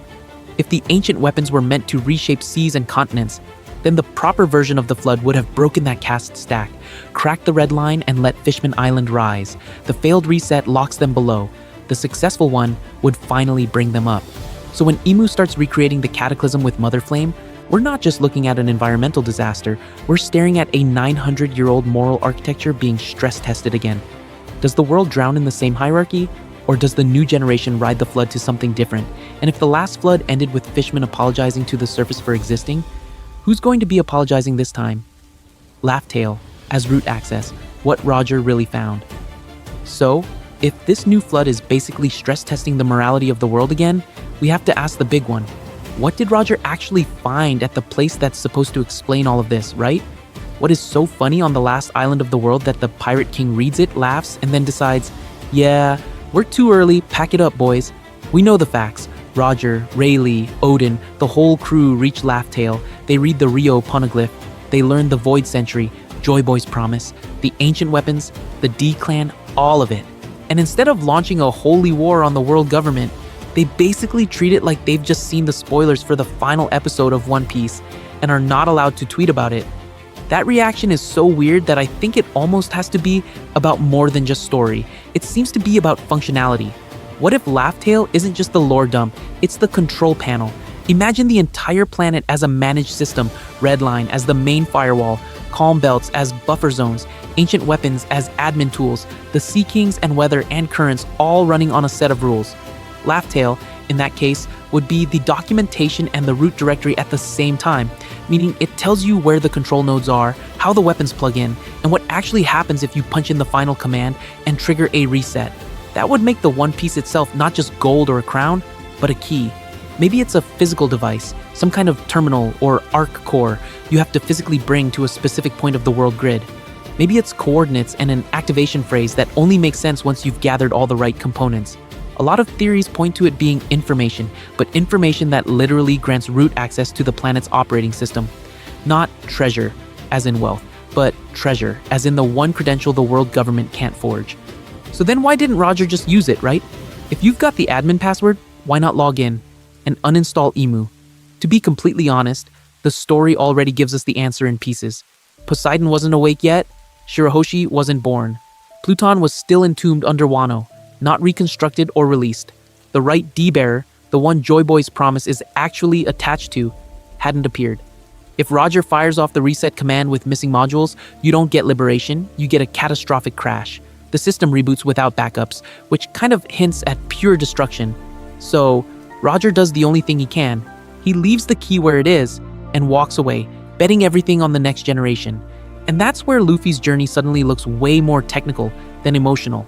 He's just chasing adventure, but island by island, he's unconsciously assembling the toolkit, befriending Poseidon's bloodline, opening Wano for Pluton, heading toward Elbaf where Uranus or its countermeasure might sit, collecting Ds and allies like their drivers and patches. When he finally reaches Laugh-Tale, it won't just be to laugh at the story, it'll be to type in the final command. But if someone else reaches that console first, or if the world government has a shadow account on the same system, then the real question becomes, who actually gets to define what the next world looks like when the reset hits? Why the world government is terrified of freedom, not weapons. And that's exactly where the world government starts to look way more scared of ideas than of cannons, right? Because if the real fight is over, who gets to write the next update to the world? Then the most dangerous person isn't Kaido with a club, it's some nerd with a library card and a poneglyph rubbing. Look at how they actually behave. Yonko exists for decades. Whitebeard literally parked next to Marineford. Shanks walks into Marie Joie's for a chat. Big Mom runs a soul-harvesting candy empire. The government blusters. They scheme. They send admirals, but it's all very manage the threat, very political. Then compare that to Ohara, a tiny island of scholars, 0 armies, no ancient weapons, just books. The moment the Gorosei hear Void Century research, it seems to be an instant death sentence. Buster call, Fleet Admiral on site, demonize a child survivor for life. So then we should probably ask, why is an archaeologist treated as a bigger emergency than a Yonko? Why is Nico Robin as a kid getting a bounty that rivals seasoned pirates just for being able to read? That bounty poster is the purest tell in the story. She hasn't sunk ships, she hasn't toppled nations, she just has the potential to unlock a story that makes the current one look fake. In this system, mass murder can be negotiated with, but mass awareness cannot. Professor Clover is the clearest example. He stands in front of the Gorosei's den, Denmushi, and starts walking through the history, step by step, connecting the dots between the ancient kingdom and the 20 kings. He doesn't even finish the sentence. The second he's about to say the kingdom's name, the order comes down to fire on him personally. That's not how you react to a guy with a gun. That's how you react to a guy about to unplug the projector during your propaganda film. And Ohara's punishment is collective. They burn the island, they erase its name, they chase every survivor. And then, to be completely honest, they kind of do it again with Lulusia on a bigger scale. Different crime on paper, same pattern. Places where the narrative is slipping get deleted. This almost has to be about information control, not battlefield control. Because freedom, in this context, isn't just do whatever you want on the sea. It's the freedom to decide whether the world stays in its current configuration or risks a hard reset. You can't make that choice responsibly unless you know what the original plan was, what the ancient kingdom tried to build, and what the 20 kings actually did. A single Yonko crew can be fought, stalled, even secretly bargained with. But a world where fishmen, slaves, kings, and pirates all understand the Void Century, that world might collectively decide overnight that the world government is a bug, not a feature. And here's the scary part for Imu and the Gorosei. They're not just tyrants, they're curators of a lie so big that I think even they're trapped inside it. If the whole system is built on, we had to do this to save the world, then admitting the truth doesn't just threaten their power, it threatens their entire self-justification. They keep running a broken OS because the alternative, a full reboot where Joy Boy's plan actually executes, terrifies them more than any Yonko raid. Which kind of hints at the next question we have to ask. What exactly was so dangerous about that original plan that they'd rather flood islands and burn libraries than let it boot up again? Time is running out, the world's hard deadline. So, if that original plan is so terrifying that they'd rather literally rewrite the planet than let it run, we have to bring Vegapunk back in here, because he basically tells us the OS is about to crash whether the world government likes it or not. Vegapunk, he doesn't just say, sea levels might rise someday. He says it's already begun, it's accelerating, and by normal science, it can't be stopped. That's a hard deadline baked into the story. Remember, before his broadcast, we already had the Lulusia incident quietly bumping sea level by about a meter, which seemed like a cool detail at the time. And then Vegapunk comes in and goes, no, that wasn't a one-off, that was the opening bell. So then we should probably ask, on One Piece time, how fast is too late? Are we talking decades of slow change, or is this more like a Wano raid timer where everything has to resolve in a single crazy stretch? If we look at recent arcs, it seems to be the second option. The Reverie Chaos, Sabo's incident, and Lulusia's erasure all happened basically within days of each other. Wano's climax, from the Fire Festival to Onigashima falling, is what? One night? Egghead's siege is literally a single day that Vegapunk himself calls the worst incident in the history of the Marines. So, when he warns that the sea will rise and the world will be swallowed, I think we're supposed to feel like we're already in that final 24 to 72 hour window in narrative terms, even if in-universe it might be weeks or months. And look at who's moving right now. The Revolutionary Army finally has open momentum with the Sabo incident and the declaration of war. Blackbeard is snatching road poneglyphs and rare devil fruits like he's speedrunning the endgame. Shanks, who sat out basically the entire Grand Line saga, is suddenly intercepting Kid, meeting the Gorosei, and making moves toward the One Piece. Luffy is a Yonko with a Nika fruit, a liberated kingdom behind him, and the literal embodiment of Joy Boy's will. A lot of theories point to this being the final era, where the system can still be consciously redirected, instead of just shattered by a natural-looking disaster. To be completely honest, even if Oda never stamps a date on Vegapunk's doomsday clock, the world building is already screaming soon. We have, at minimum, an established global sea level jump, increased earthquakes around major fault locations like Wano and Fishman Island, strange tides and whirlpools that weren't charted before, and way more sea king and giant creature activity in random parts of the Grand Line.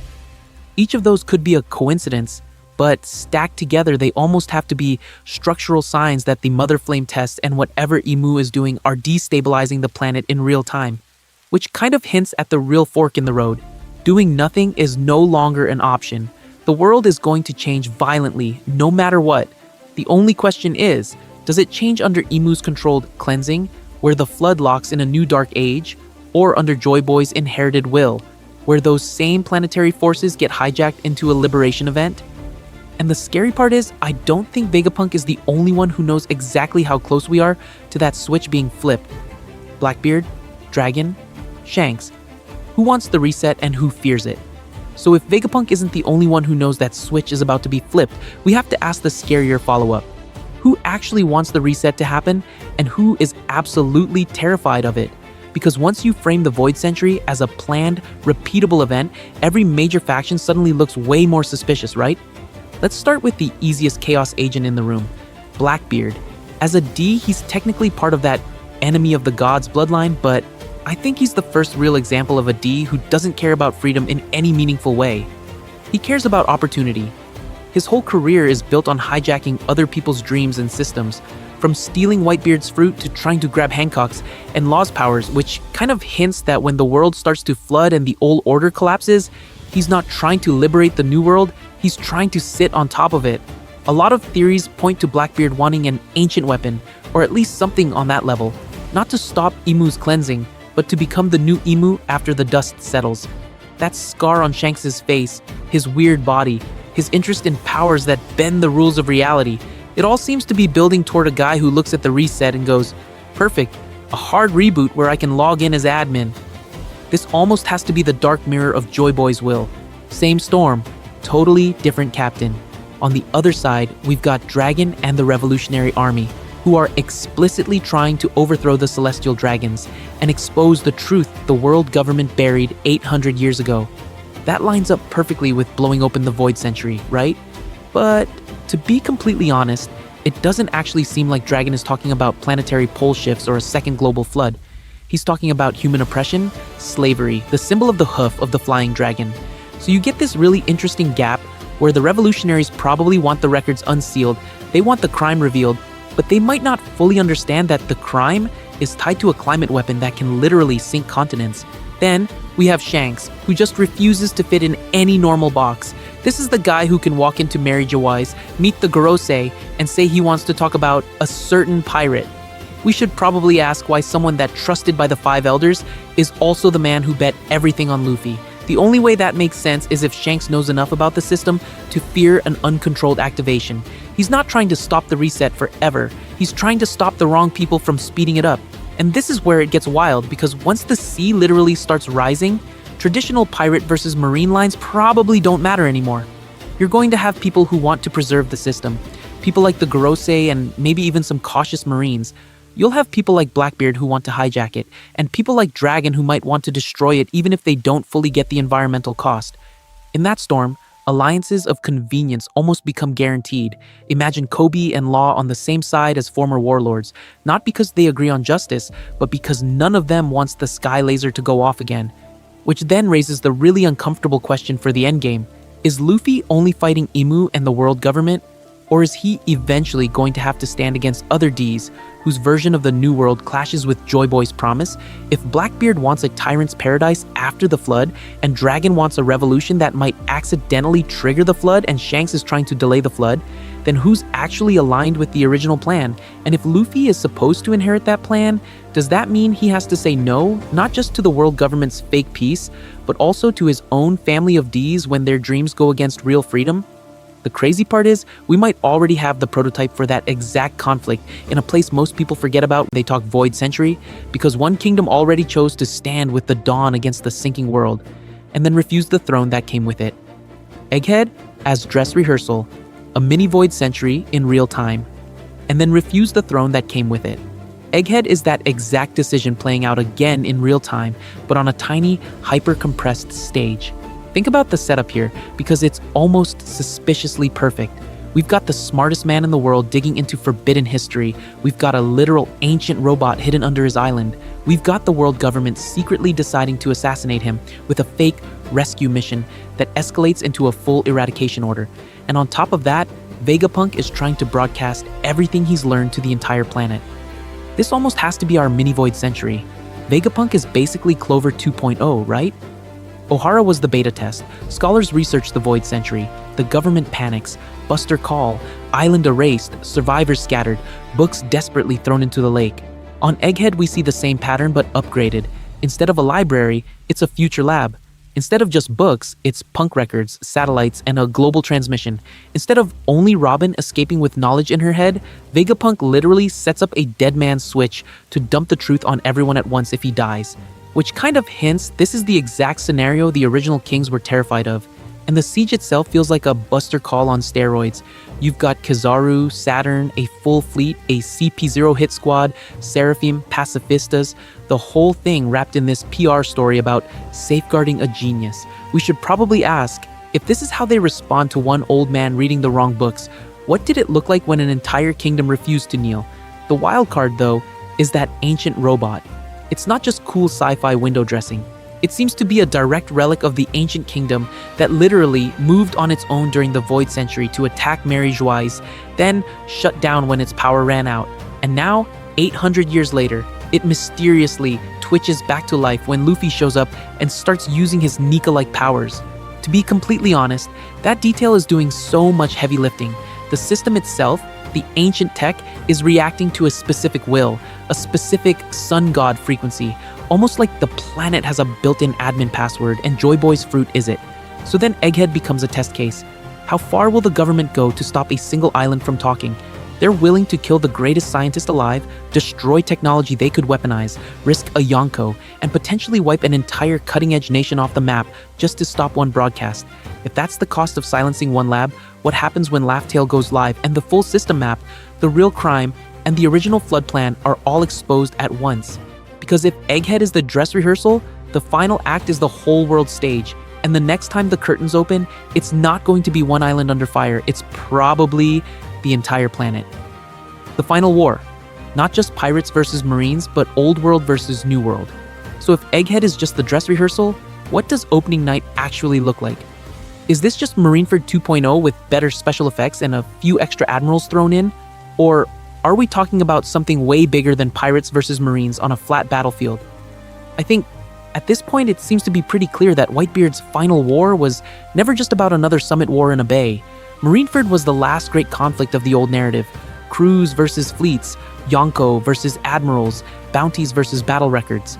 The next one almost has to be planetary, because the system we've been talking about is literally built into the planet. You can't topple this world government just by punching people in uniforms. You have to punch the architecture of the world itself. So where does that kind of war even happen? Not in Marineford, which is already obsolete, but at the control points of the system. The red line that splits the seas and props up Mary-Geoise like a dam. The calm belts that cage entire oceans. The ancient scars like Enies Lobby's bottomless pit.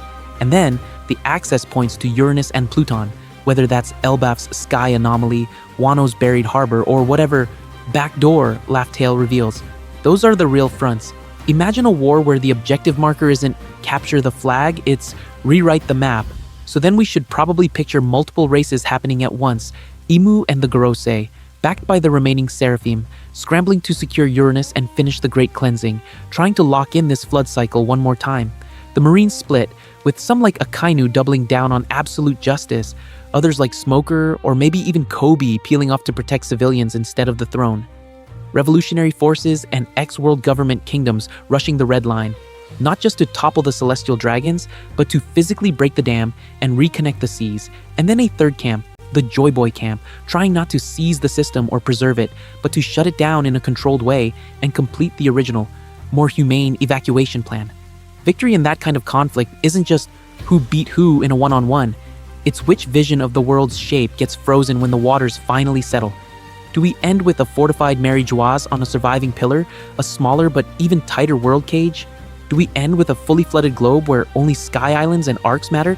Or do we get a broken red line, united seas, and a decentralized world where no one can ever sit on an empty throne again because the geography doesn't allow it? And this is where, to be completely honest, the Straw Hats are terrifying in a very different way. Their real power isn't just Gear 5th or ancient swords, it's their track record of landing on islands, breaking the local mini-world government, and then walking away. Alabasta, Dressrosa, Fishman Island, Wano, even tiny places like Drum, they don't install a straw hat governor, they leave people to choose their own futures. A lot of theories point to that being the blueprint for a post-system world, a Joy Boy style world where power is scattered and the sea is open. Which kind of hints at the real endgame question. When Luffy finally reaches the true control room of the planet, does he destroy it, use it, or do something so stupidly simple that it breaks the cycle in a way Imu never planned for? What happens if the red line falls? So, if Luffy actually chooses the nuclear option in that control room, if he hits the metaphorical off switch on the system Imu's been babysitting for 800 years, what does that even look like for the planet? Do we just get some fireworks over Mary-Geoise, or are we talking about literally breaking the world in half? Because if the red line goes, it doesn't just crack, it changes everything. Right now, that continent is basically a planetary dam, slicing the seas into east, west, north, and south blue, then forcing everything important through this weird Grand Line funnel. You shatter that wall, the four blues can finally rush together. The Grand Line stops being this exclusive VIP lane for pirates with good log poses, and the calm belts probably get shredded as the currents equalize. the map we've known since Chapter 1, that becomes ancient history overnight. And that's exactly why a lot of theories point to the all seas becoming one idea as not just fan wishful thinking, but the literal end state of Joy Boy's plan. Think about how many dreams that one move cashes out at once. Fishmen don't have to live under a rock 10,000 meters down anymore, praying the ceiling doesn't collapse. They can rise with the sea, or even have the sea rise to them. Humans from East Blue can sail straight to West Blue without signing up for a death cruise through New World weather. The Grand Line loses its artificial gatekeeping and just becomes the ocean. It seems to be the ultimate equality patch for the planet, which kind of hints at why the ancient kingdom built the weapons they did. If Poseidon can command the Sea Kings and Noah is this ridiculous ark, that's not just for flexing on Marines, that's mass evacuation tech. Pluton, if it really is a mobile fortress or burrowing ship, is the controlled demolition crew, carving channels, breaking specific sections of the Red Line in a way that directs the flood instead of just letting the world implode. I think this almost has to be why Joy Boy's original attempt hinged on timing and preparation rather than just press big red button and pray. But then we hit the cost. Mary Joyce, the Holy Land itself, is literally built on that wall. So are who knows how many cities and kingdoms that had nothing to do with the original sin of the 20 kings. If you drop the Red Line, you are sentencing thousands, maybe millions to die in an instant, then sentencing millions more to famine, displacement, and chaos as sea levels and climates shift. Is it just to erase a 900-year structure of oppression if it means crushing innocents who never chose it, kids who were just unlucky enough to be born on the wrong altitude? To be completely honest, that moral dilemma is probably the real final test of Joy Boy's will. Do you accept a smaller, cleaner victory, or do you pull the same trigger he couldn't and actually reset the board? And if Luffy does go that far, what kind of story do you have to tell next to make that feel like liberation instead of just a second void century? We should probably talk about who benefits most if the world stays exactly the way it is, and why Emu might be racing to sink everything first. A world without a world government, chaos or true freedom. So what does the world even look like if Emu loses that race, if the cleansing fails and the secret gets out, and Mary Joyce literally comes crashing down? Do we actually get freedom, or do we just get a prettier brand of chaos with better hats? Imagine the moment the founding crime is exposed, the empty throne is revealed as a lie, and the Holy Land is either politically or physically decapitated by that Red Line collapse we talked about. Overnight, the world government brand is toxic. Flying that flag stops being a protection spell and starts being a confession, meaning all those kings who signed on 800 years ago suddenly look like accomplices to a genocidal cover-up. Who's really pledging tribute to that after the broadcast Luffy and Vegapunk are setting up? So then we should probably ask, does anything of the current system survive, or is it a full reset? The Marines are the big question here because they're the fist everyone sees, but they're also full of people like Smoker, Kobe, Fujitora, who already kind of hate the Celestial Dragons. I think it seems to be very likely that the institution could outlive the brand that created it. If someone rewrites the charter, you could have a new Marines that answer to a council of islands instead of a secret king, which kind of hints at that Sword of the People vibe Garp was always pretending they had. But we also have to be honest about how messy that transition would be. The admirals aren't all going to agree on what justice looks like without orders from above. Some branches probably go full rogue, some become regional navies hired by ex-kingdoms, some get absorbed into the Revolutionary Army. This almost has to be a fractured map for a while, with ex-marine bases turning into little city-states like a bunch of log towns and water sevens trying to reinvent themselves overnight. And into that vacuum you throw pirates, revolutionaries, and every kingdom that's been quietly stockpiling weapons for 200 years. Now, add one more thing, the seas are suddenly easy to cross. If the Red Line is broken or the currents calm down because the ancient tech is turned off, you don't have 4 boxed-in oceans anymore. You have one big, angry soup. The Straw Hats sailing from East Blue to the New World was a miracle. Post-reset, any half-competent crew can do that, which means Big Mom-style protection rackets, but also Shandora-style independent islands popping up everywhere. To be completely honest, a lot of theories point to Oda just letting it all burn and saying true freedom is no rules, but that really doesn't fit what we've seen. Skypiea, Fishman Island, Wano, even Dressrosa, they're not about destroying all authority, they're about kicking out the rigged authority so locals can actually choose their own weird specific way of living. One Piece loves decentralized freedom, but it also loves responsibility. Luffy beats the tyrant and then leaves someone like Vivi or Momo behind to actually do the paperwork. So the new world Luffy ushers in probably isn't a second world government, but it also isn't pure anarchy. Think Shanks' territory rules, Whitebeard's protection, the Revolutionary Army's network, all scaled up into overlapping alliances, mutual defense pacts, trade agreements, pirate codes, things built on consent instead of a fake divine right. You don't swear fealty to an empty throne, you sign onto a pact because it keeps your island safe and you can walk away if it doesn't. Pattern interrupt for a second. In that kind of world, the scariest person isn't the guy with the biggest cannon, it's the person everyone trusts to coordinate when the next disaster hits. So who actually becomes the center of a world with no center? And what does Joy Boys will look like when it's written into law instead of whispered as a legend? Why the Void Century's secret had to be darker than genocide? So, if a world with no fixed center naturally creates a new center in whoever runs the disaster response system, then we should probably go back and ask, what did the founders actually do with that responsibility the first time the planet almost died? Because when we line up the evidence trail, it seems to be pointing at something way worse than just they killed a lot of people once and felt bad about it later. We've got entire islands erased from maps, Ohara style, where it's not enough to wipe out the people, you have to Buster call the books, burn the tree, and literally chase down anyone who even remembers the word void. We've got Lily's letter being redacted across 800 years, Emu crossing out names on a map like a bored kid with a yearbook, and a weapon test on Lulusia that actually raises the global sea level by a meter. And over all of that, we have this slow, mechanical drowning of the world. The red line splitting the oceans, Fishman Island forced under it, towns like Water 7 sinking millimeter by millimeter. If this was just about a single genocide, as horrifying as that is, does that really justify outlawing archaeology as a capital crime? Does it really explain why even the idea of 100 missing years is treated as more dangerous than Big Mom, Kaido, and Blackbeard combined? I think genocide is part of the story, but it almost has to be the symptom, not the root. The paranoia is too total. The control is too obsessive.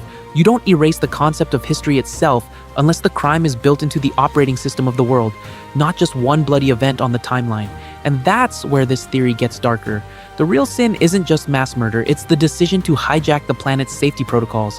Take this global flood management toolkit that the ancient kingdom probably designed to rescue people from cataclysms and hardwire it into a permanent architecture of fear. Poseidon stops being call the sea kings to move refugees and becomes control every route in and out of the ocean. Pluton stops being tunnel and ferry people to safety and becomes any island that resists gets deleted. Uranus stops being stabilize the skies and becomes point, click, cleanse. Once you see it that way, every slave brand on Sabaody is just interest on that original debt. Every Fishman forced to live under a rock instead of on the sunlit surface is another monthly payment. Every kingdom crushed the moment it questions the world government's narrative is the system autocorrecting, like a firewall deleting a suspicious file. To be completely honest, that's why the Void Century reveal can't just be a horror story, it has to be an indictment. What kind of power structure would rather re-flood the world than share the keys to the control panel? And if that's true, then what happens when someone finally pulls the plug on the machine and the ocean, the weapons, and even the sun stop listening to Mary Jo Wise? Your theory versus mine.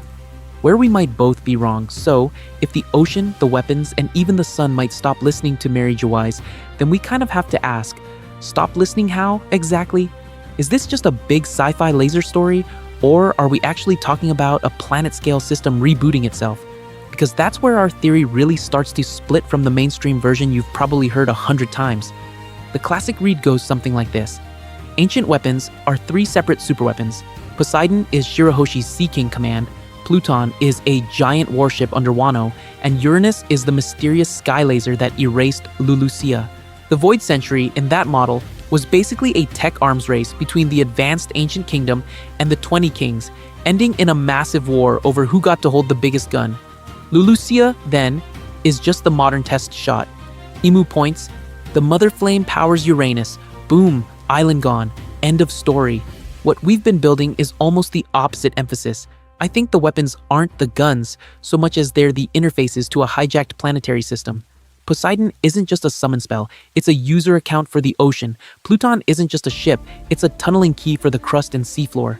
Uranus isn't just a laser, it's admin access to the sky dome, the weather, maybe even that fake sun over Enies lobby. Joy Boy, in this version, tried to use those interfaces to reset the whole configuration, failed, and the great cleansing we're seeing now is the world government desperately trying to hold together a doomed setup that wants to collapse into a new state. Now, to be completely honest, both of those frameworks are still fanfiction until Oda tells us otherwise. A lot of theories point to Uranus being some kind of ancient satellite or moon weapon. Others say it's a dragon. Others say it's literally Emu. Oda loves that because he can just Frankenstein 3 fan ideas together, then flip the main assumption they all shared.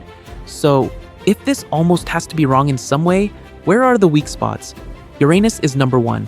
We don't actually know if it's an object, a creature, or a system. If that eye over Lulusia is weather, a lens, or a living thing, completely changes how our hijacked planet idea works. Same with the sea level stuff. We're inferring a global rise from Vegapunk's line and the Enies lobby hole, but we don't have a panel that literally says the ocean climbed X meters because of Y. And Emu might be the biggest blind spot of all, if Emu isn't an operator of the system but a product of it, like a built-in failsafe that flips our whole control narrative. So this is where I really want you guys to go to town on it. Where does the planetary system model break for you? Can you mash it together with the classic Uranus is just a sky cannon idea into a hybrid that fits the panels better? If you're ride or die for the standard ancient weapons theory, what scenes do you think completely shut down this reset angle? Treat the comments like a live theory lab, not a yes or no poll, because next we're going to push this even further and ask, what happens if Luffy actually wins and the system does reset? Pattern interrupt. Let's rapid fire the craziest. What ifs? So if Luffy actually wins and the system really does reset, I think we should probably slam the brakes for a second and just ask the craziest question possible. What if the person at the top of that system, the big shadow on the empty throne, isn't the villain of the original story at all, but its last surviving victim? What if Emu is the ancient kingdom's final king, not the winner of the war, but the loser who got chained to the thing they built? Imagine the original system was designed to regulate the seas, the climate, even gravity around the red line. And when the war ended, the 20 kings couldn't actually turn it off. So they locked the king inside it instead, forced them into this immortal administrator role, and then spend 800 years pretending the throne is empty while their prisoner keeps the world from literally tearing apart. That flips Emu from Saturday morning cartoon evil into this tragic, corrupted root user of the planet. And that instantly makes the Sea Devil myth way scarier.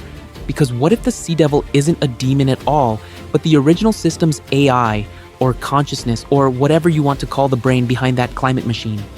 A lot of theories point to the Sea Devil as just a fun fisherman's tale, but it seems to be doing way too much work in the background. What if the world government demonized their own operating system, branded it a devil, so that any attempt to interface with it looks like sin and heresy instead of, tech support? Then we go one step further and ask, what if devil fruits are literally bugs in that system? Side effects, fragments of code that leaked out into the biosphere after the cataclysm. You eat a fruit, you're basically installing an ancient app, plugging your nervous system into a tiny piece of that Sea Devil consciousness, which kind of hints at why the sea itself rejects you. The water is the firewall. It's trying to eject corrupted users.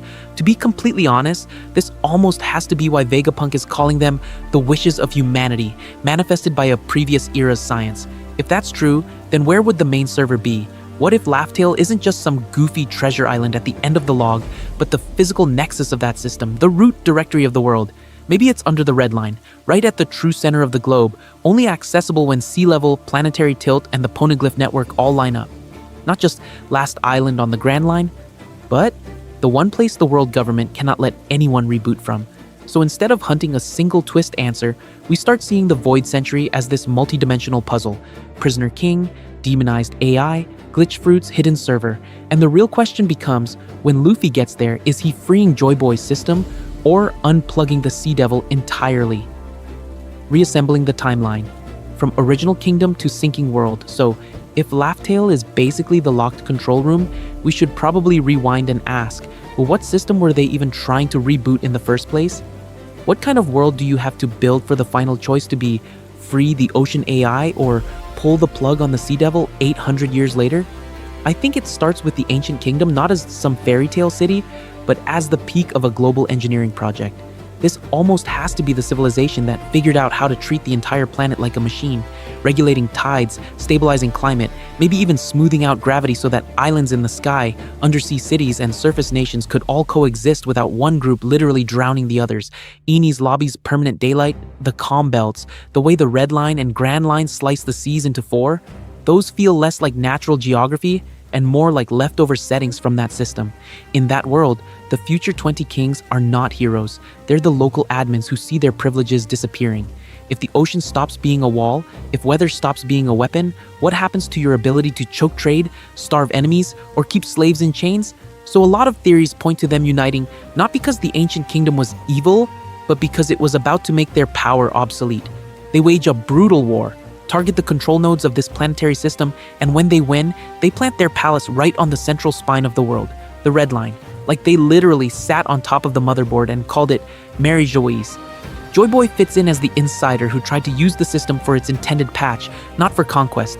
He's working with Poseidon, with Noah, with whatever Uranus actually is, to raise Fishman Island, move the Fishmen and merfolk to the surface, and start unlocking those walls between seas. The promised migration, the arc, the apology to Fishman Island, it all reads like a failed update that got hard crashed. The 20 kings interrupt the process, seize the main controls, and Joy Boy dies mid-reset, leaving behind a half-executed script the world keeps tripping over. From that point, for 900 years, it seems to be that the world government has been running this god machine in safe mode. They lock it into a configuration that keeps the red line intact, keeps sea levels artificially managed, and keeps most of humanity scattered and dependent.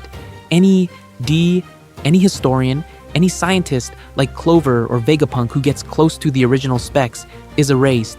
And every once in a while, we see them push the big buttons. God Valley, Lulusia, these cleansings where the system's power is used to surgically delete islands and quietly raise the sea level meter by meter. To be completely honest, that's what makes the present so terrifying. Vegapunk's message is basically, the machine is failing, the sea is rising whether Emu likes it or not, and the old configuration can't hold. Luffy, as the new Joy Boy, is just crashing forward toward that final decision point without even knowing which option is actually liberation and which one is a trap. And the crazy part is, the last safeguard the ancient kingdom left might already be moving into place, right under everyone's feet. So, what is the world government's darkest secret? Exactly. So what is the world government's darkest secret exactly, if we strip away all the mystery branding and just say it out loud? It's this. They hijacked a world-saving system, turned it into a world-caging machine, and they would rather drown the planet than let it ever be used the way it was intended. That obviously includes genocide, right? The erasure of the ancient kingdom, the slaughter behind the Void Century, the way Lulusia was casually deleted. But I think it goes way beyond that, because what we're talking about is 900 years of structural violence that's literally baked into the map, the climate, and the legal order of this story. The red line itself, the way Fishman Island is forced under the sea, the calm belts, the celestial dragons sitting in the one safe spot above the clouds while everyone else claws around in rising water, that all feels like part of the same machine, not random world building. So when we talk about Emu, the empty throne, the ancient weapons, the great cleansing, these are not 4 separate lore boxes that Oda is going to check off one at a time. They're 4 faces of the same crime. Emu sitting on the empty throne is the human interface of the system, the hidden sovereign that can order the machine to fire. The ancient weapons were the original rescue tools, designed to move people, sea life, even whole climates out of harm's way. And the Great Cleansing is the modern reboot of the old Cataclysm, now powered by Mother Flame as a cheap knockoff battery, which kind of hints that the original design is breaking down. The key twist is that the Void Century wasn't just a war that ended, it seems to be a process that was interrupted, corrupted, and is now resuming under even worse conditions. Joy Boy's promised dawn, the Noah, Zunesha's punishment, the Will of D hanging around like a bug in the code, all of that feels like the system trying to complete the original cycle of flood and liberation. The 20 Kings basically grabbed the controls mid-update, locked the world into a permanent emergency mode, and then outlawed the patch notes as a capital crime. So then we should probably ask, where does that leave us as readers when we realize the endgame might be a deliberate, story-level choice between letting the world sink or keeping it caged? Are we actually rooting for Luffy to break the dam? Or are we secretly siding with the people clinging to the red line because it looks safe in the short term? To be completely honest, this almost has to be the emotional test Oda is setting up, and our theories are basically practice runs for how we'll feel when the series finally asks us which future we think is worth that kind of cost. I recap the full story of the Void Century in one breath. So let's just stop and take one giant breath together and actually feel what story we've been building. Because it's easy to get lost in details and forget that this is one continuous nightmare fairy tale. We started with a shining, almost utopian ancient kingdom, a civilization that treated the whole planet like a single shared system, not a bunch of fenced-off countries. They had weather control, sea communication, probably even orbital awareness, and they built in safety valves instead of doomsday switches. Then came the 20 Kings. Instead of joining that network, they staged a coup, hijacked the planetary controls, and turned the global system into a private admin panel in Marie-Joise. The Red Line became a literal dam, the empty throne a prop to sell the lie of shared power, while an immortal sovereign, Emu, just sat on it anyway in the dark. That's the original crime. Not just genocide, but stealing the steering wheel of the planet and swearing no one would even remember it used to turn. Joy Boy tried to reset it. He had Poseidon's voice, Noah's Ark, Pluton's blueprints, Uranus's sky crown, all these interfaces lined up for a controlled reboot, not a rage quit. But something failed. The flood came wrong, or too early, or he couldn't get everyone on board, literally. The result was a half-broken world and 900 years of enforced ignorance where even asking what happened became a capital crime, and the world itself still wears the scars. Circular holes like Enies Lobby's bottomless pit and Lulusia's sudden deletion aren't random craters. They're debug marks from anti-Pluton tests and Mother Flame recreations, perfectly round bites taken out of the ocean to keep the dam stable while sea level quietly rises. The poneglyphs sit in the middle of all that as unerasable error messages carved into reality, while the Sea Kings drift around like living network nodes, repeating prophecies and waiting for the right user to log in. I think once you see it that way, you can't unsee it. Ancient weapons stop being super nukes and start looking like admin keys. Pluton's blueprints aren't blueprints for destruction, they're blueprints for tunneling and transit. Poseidon isn't a bomb, she's the voice command for the ocean's own infrastructure. Uranus, with its sky crown and maybe even that fake sun over Enies Lobby, seems to be the weather and light interface that can literally change what sea level means. So, when Vegapunk's broadcast drops, when the Great Cleansing starts, when the seas rise again and Lulusia vanishes, it seems to be less of a late-game twist and more of a scheduled task finally firing after 900 years of delay. To be completely honest, this almost has to be the same system booting back up, just under the wrong user account. The question is, do we let the next Joy Boy flip the switch, or do we repeat the 20 Kings crime in reverse and wipe their world the way they wiped the last one? And that, I think, is where this stops being a lore puzzle and starts being a moral one, where Oda might surprise all of us. And this is exactly where Oda usually walks in, kicks over the theory board and goes, yeah, but what if it hurts way more than that? Because if you look at his track record, I think we're probably at best 70% right on any of this. The last 30% is always where he twists the knife emotionally and makes the simple version of the story feel almost childish in hindsight. Look at Robin's backstory, look at Ohara. For years, a lot of theories point to world government bad, scholars good, which is true on the surface, but then we find out the scholars were also gambling with forbidden knowledge, the Buster Call had personal grudges mixed in, and Saul was a giant marine who defected because of a little girl's tears. It seems to be the same pattern with Enies Lobby, with Dressrosa, with even the Nefertari line. The institutions are monstrous, but the people inside are rarely that cleanly divided.